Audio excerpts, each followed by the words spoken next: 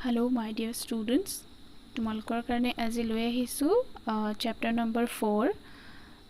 যেটো আছে তোমালোকৰ তাপ সেইটোৰ আজি কোৱেশ্চন আনসাৰ খিনি আমি আলোচনা কৰিম অনুশীলনীৰ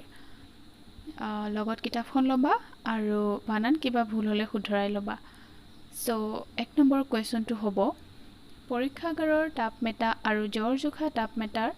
সাদৃশ্য আৰু পাৰ্থক্যসমূহ উল্লেখ কৰা উত্তৰ সাদৃশ্য এক নম্বৰ দুয়োটাৰে নলীটো দীঘল ঠেক আৰু সুষম দুই নম্বৰ দুয়োটাৰে এটা মূৰত বাল্ব এটা থাকে তিন নম্বৰ দুয়োটাৰে বাল্বটো পাৰাৰে মাৰ্কিউৰি পূৰ্ণ কৰা থাকে চাৰি নম্বৰ দুয়োটাৰে গাত সেলসিয়াস স্কেল থাকে পাৰ্থক্য এক নম্বৰ পাৰ্থক্যটো তোমালোকে স্কেলেৰে দুভাগ কৰি লিখিব পাৰিবা মই ইয়াত এনেকৈ লিখি দিছো এক নম্বৰ জ্বৰ জোখা তাপমেটাৰ 35 ডিগ্ৰীৰ পৰা 42 ডিগ্ৰীলৈ উষ্ণতা জুখিব পাৰি কিন্তু পৰীক্ষাগাৰৰ তাপমেটাৰ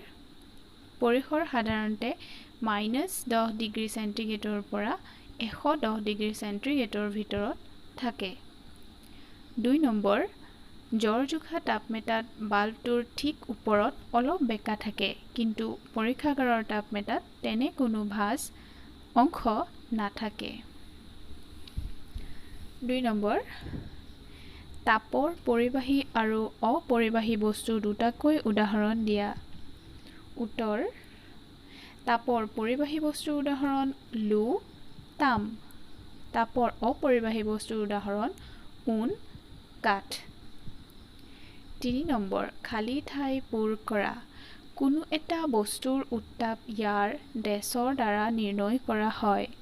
উত্তৰটো হ'ব উষ্ণতা খ উতলা পানীৰ উষ্ণতা ডেছ তাপমেটাৰে জুখিব নোৱাৰি উত্তৰটো হ'ব ক্লিনিকেল গ নম্বৰ ডিগ্ৰী ডেছ এককত উষ্ণতা জোখা হয় সেলসিয়াস ঘ নম্বৰ ডেছ প্ৰক্ৰিয়াৰে তাপৰ সঞ্চালনত মাধ্যমৰ প্ৰয়োজন নহয় উত্তৰটো হ'ব বিকিৰণ উঙ নম্বৰ এখন চেঁচা ষ্টিলৰ চামুচ গৰম গাখীৰৰ পিয়লাত ডুবাই ৰখা হৈছে ই ডেছ প্ৰক্ৰিয়াৰে আনটো মূৰলৈ তাপ সঞ্চালিত কৰে উত্তৰটো হ'ব পৰিবহন উঙ নম্বৰ পাতল ৰঙৰ বস্ত্ৰতকৈ ডেছ ৰঙৰ বস্ত্ৰই অধিক তাপ শোষণ কৰে উত্তৰটো হ'ব ক'লা 4 নম্বৰ তলৰ বাক্যবোৰ মিলোৱা মই একেবাৰে উত্তৰটো মিলাই কৈ দিছো তোমালোকে চাই লবা ক নম্বৰ স্থল বতাহ বলে ঘ ৰাতি জল বতাহ বলে গ দিনত গাঢ় ৰঙৰ বস্ত্ৰ পছন্দ কৰা হয় খ শীতকালত পাতল ৰঙৰ বস্ত্ৰ পছন্দ কৰা হয় ক গ্ৰীষ্মকালত তাৰ পিছত 5 নম্বৰ শীতকালত মাত্ৰ এখন ডাঠ কাপোৰৰ সলনি একাধিক তৰপৰ কাপোৰ পিন্ধিলে আমাৰ শৰীৰ কিয় বেছি গৰম হৈ থাকে আলোচনা কৰা উত্তৰ একাধিক তৰপৰ কাপোৰৰ মাজত বায়ুৰ তৰপ থাকে অৰ্থাৎ তৰপৰ মাজত বায়ু আবদ্ধ হৈ থাকে বায়ু তাপৰ কুপৰিবাহী এই বায়ুৱে আমাৰ শৰীৰৰ তাপ চৌপাশৰ শীতল অঞ্চললৈ ওলাই যোৱাত বাধা দিয়ে আৰু আমি গৰম অনুভৱ কৰোঁ সেইবাবে শীতকালত মাত্ৰ এখন ডাঠ কাপোৰৰ সলনি একাধিক তৰপৰ কাপোৰ পিন্ধিলে আমাৰ শৰীৰ বেছি গৰম হৈ থাকে 7 নম্বৰ উষ্ণ জলবায়ুৰ অঞ্চলৰ ঘৰবোৰৰ বহিবেৰত বগা ৰং দিবলৈ পৰামৰ্শ দিয়া হয় ব্যাখ্যা কৰা উত্তৰ বগা ৰঙৰ পৃষ্ঠই আপতিত তাপৰ অধিকাংশই প্ৰতিফলিত কৰে আৰু সেইবাবে গৰমৰ অনুভৱ কম কৰা হয় অৰ্থাৎ প্ৰশান্তি অনুভৱ কৰোঁ সেই কাৰণে উষ্ণ জলবায়ুৰ অঞ্চলৰ ঘৰবোৰৰ বহিবেৰত বগা ৰং দিবলৈ পৰামৰ্শ দিয়া হয় 8 নম্বৰ 30 ডিগ্ৰী সেন্টিগ্ৰেডত থকা 1 লিটাৰ পানী 50 ডিগ্ৰী সেন্টিগ্ৰেডত থকা 1 লিটাৰ পানীৰ লগত মিহলি কৰা হল মিশ্ৰণৰ উষ্ণতা হ'ব ক 80 ডিগ্ৰী চেণ্টিগ্ৰেড, খ 50 ডিগ্ৰী চেণ্টিগ্ৰেডতকৈ বেছি কিন্তু 80 ডিগ্ৰী চেণ্টিগ্ৰেডতকৈ কম, গ 20 ডিগ্ৰী চেণ্টিগ্ৰেড, ঘ 30 ডিগ্ৰী চেণ্টিগ্ৰেড আৰু 50 ডিগ্ৰী চেণ্টিগ্ৰেডৰ মাজত। উত্তৰটো হ'ব ঘ 30 ডিগ্ৰী চেণ্টিগ্ৰেড আৰু 50 ডিগ্ৰী চেণ্টিগ্ৰেডৰ মাজত। 9 নম্বৰ,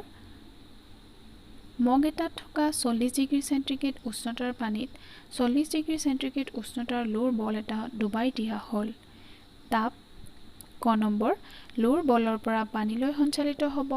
খ নম্বৰ, লোৰ বলৰ পৰা পানীলৈ সঞ্চালিত নহয় বা পানীৰ পৰাও লোৰ বললৈ সঞ্চালিত নহয়,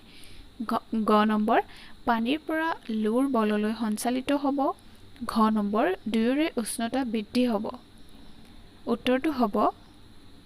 খ লোৰ বলৰ পৰা পানীলৈ সঞ্চালিত নহয় বা পানীৰ পৰাও লোৰ বললৈ সঞ্চালিত নহয়। 10 নম্বৰ,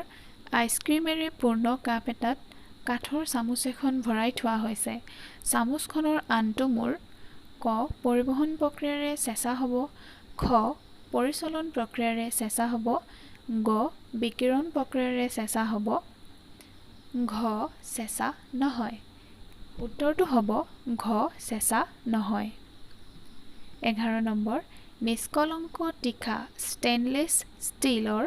কেৰাহীৰ তলিভাগ সাধাৰণতে তামেৰে নিৰ্মিত হয়। ইয়াৰ কাৰণ হৈছে ক তামৰ তলিয়ে কেৰাহীৰ আয়ুস বঢ়ায়, খ কেৰাহীটো দেখাত ৰং বিৰঙৰ হয়, গ নিষ্কলংক তীখাতকৈ তাম চাফা কৰা সুবিধাজনক, ঘ নিষ্কলংক তীখাতকৈ তাম অধিক পৰিবাহী। উত্তৰটো হ'ব নিষ্কলংক তীখাতকৈ তাম অধিক পৰিবাহী, ঘ নম্বৰটো। Thank you for watching my videos and please comment down. Thank you so much.